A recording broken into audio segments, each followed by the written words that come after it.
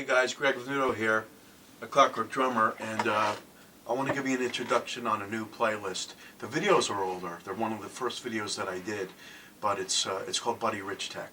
Why is it called Buddy Rich Tech? Well, I studied with Henry Adler for 4 years, every week, and the lineage of Henry was he met Buddy when he was 18. When Buddy was 18, he saw this phenomenon happening with Buddy's hands, and Buddy never had a teacher, became Buddy's friend, and they collaborated on a book together, and a snare drum book, a rudiment book, and Henry went on to teach and made a science out of the way Buddy turned his hands. And with this technique, I think you can do anything you want to do. If you want to go on to play like John Bonham or what, a rock and roll thing, a funk thing, anything, it frees you up as a player. And there's a lot of good stuff on these videos. It's I did it with a great friend of mine who's helped me, and it's very, very helpful. A lot of stuff. All that time I spent with Henry, you're getting it all, you know, right there. A lot of stuff there that can only help you. And it's really pure lineage. If Buddy Rich taught, he would teach students the hand technique this way.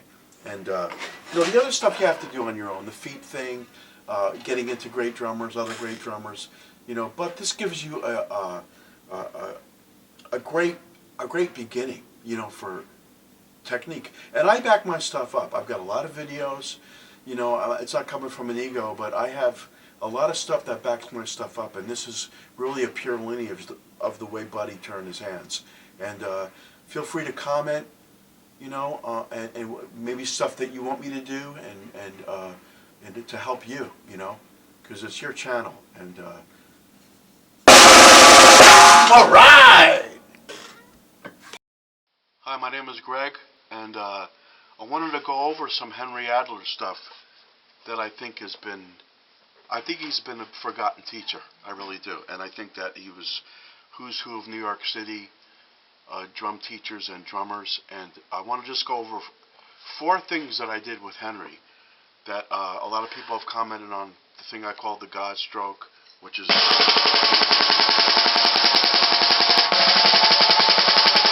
it's not, you know, it's not fake. But that doesn't really mean that much. You know, it's just an effect that I use.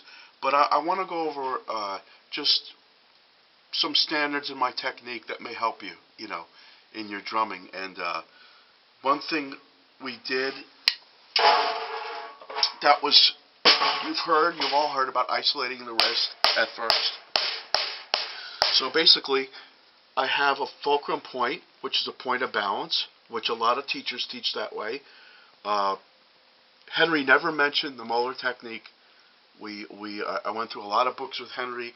A lot of you guys have seen his name, Henry Adler, on a lot of drum books that you've started out with. The 4/4 book. He co-wrote a Buddy Rich book of rudiments. So I think his main studying point was, as far as teaching, was studying the way Buddy turned his hands and copying that. And he had a science of teaching that he taught great technical things that I think a lot of guys don't. But again, he never spoke a Moeller. It was basically the fulcrum point, fingers loosely wrapped around the stick, and isolating the wrist. So sometimes we would do things like this. We would hold our wrist when this is the very beginning now. And the other hand. Again, you see I'm not doing any of this. I'm not doing any of this. He taught me anyway, traditional grip, which was nothing weird. The thing I do see weird is when guys start going like this. A lot of people play like this, and some great drummers too. But it's like it was kind of very natural, kind of very relaxed. A lot of people talk about, and a lot of great drummers have gone to Freddie Gruber, which I've heard of the dance. You know, Neil Peart talks about that. I believe that Henry was, if if you listen to what he said, you'd be relaxed. You know, if you just, it was no tensing up. And even if you can hand down, if you look at my hands, the right hand, even in the ride beat, the fingers are included, right? So it was the wrist, isolating the wrist, both match grip and traditional grip, which some guys don't want to learn. That's okay. You don't have to learn. Whatever's comfortable for you. We also got into bouncing.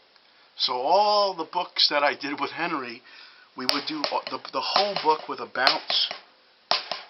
Everything bouncing. So if I had 8/8 notes, 8/8 notes, 1 and 2 and 1 and 2 and 3 and 4, and we would play them like this.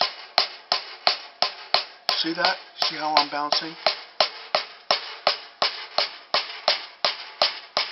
So I'm talking about a couple books now. We would do this bouncing technique. Yes, and the fingers still, nothing weird. So that was another aspect. So that's like a third principle. The fourth principle was actually fingers. We actually went over a couple books with fingers. You know, and with the left hand, this kind of stuff, which I'm not a big proponent of. I'm not, you know, it's not, I don't play like circus act stuff, you know, but it's something that I don't understand any of this kind of thing. You know, I'm just telling you the way Henry taught me. So when I think about studying with Henry, there was all these components. Another component was the ride beat, and then we would play books, reading stuff with just the left hand against the ride beat. So, and independence with the feet. And so I just wanted to, you know, give a little tribute to Henry and just talk to you guys, you know, and hip you guys to, like, there was a lot of stuff involved with Henry Adler. And there was a lot of stuff that I hear about now that he was doing a long time ago. And if you incorporated all this stuff, I'll demonstrate some stuff on the drum set that you'll see what I'm talking about.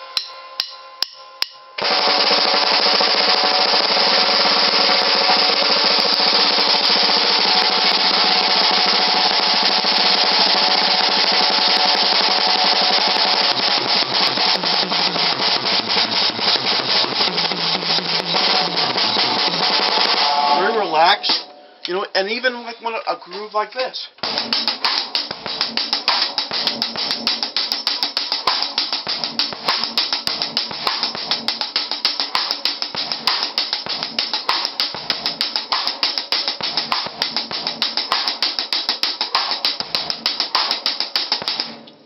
In other words, what I'm saying is it incorporates all. I think what he taught me incorporates all kinds of drumming. And of course, if I play up, we incorporate forearms. So if I'm going, for example,